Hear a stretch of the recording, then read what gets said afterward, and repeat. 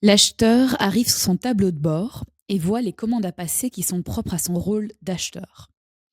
En dessous du tableau de bord, l'acheteur peut également trouver un rappel des établissements pour lesquels il a reçu des droits, ainsi que les montants limites de commandes déléguées par le PO à chacun des établissements. Nous vous rappelons que l'acheteur a un simple rôle d'approbation ou de refus de la commande. Il n'est pas en capacité de modifier la composition de la commande, ni d'ajouter en commentaire des indications à destination du fournisseur. L'acheteur clique ensuite sur « Voir toutes les commandes à passer ». Il peut utiliser un filtre pour retrouver plus facilement une commande précise. L'acheteur ne traitant que de commandes et pas de panier, les montants seront toujours indiqués hors TVA comprise.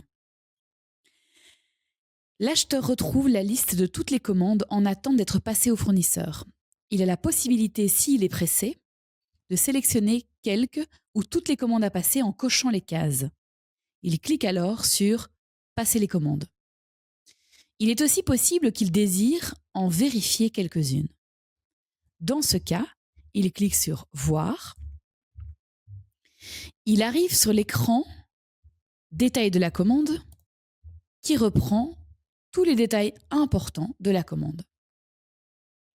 Avant de cliquer sur « Passer la commande », l'acheteur peut consulter les conditions du contrat passé entre la centrale de marché et le fournisseur lors de la procédure en marché public.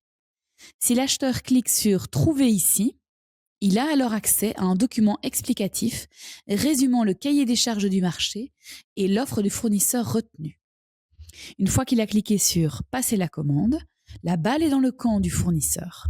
L'acheteur peut retrouver toutes les commandes de l'établissement dans l'onglet « Toutes les commandes » et il peut consulter le statut de chacune d'entre elles.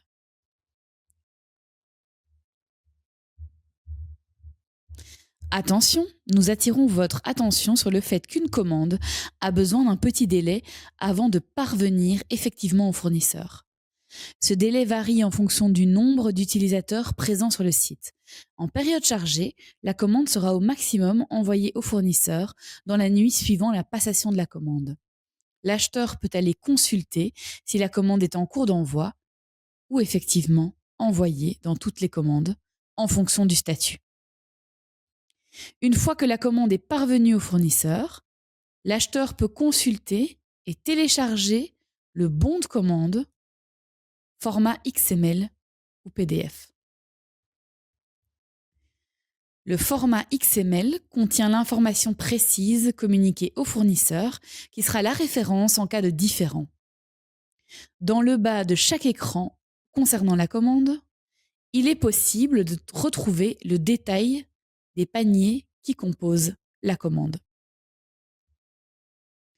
Si le montant de la commande excède le montant maximum délégué par le PO et repris dans votre tableau de bord, alors le superacheteur devra intervenir pour que, in fine, la commande parvienne au fournisseur.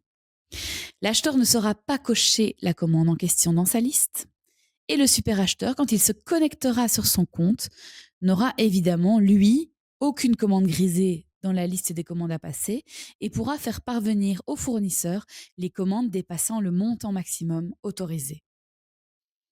Le fournisseur est enfin à présent en possession de la commande et la commande sera livrée à l'école dans les délais de livraison prévus par les contrats.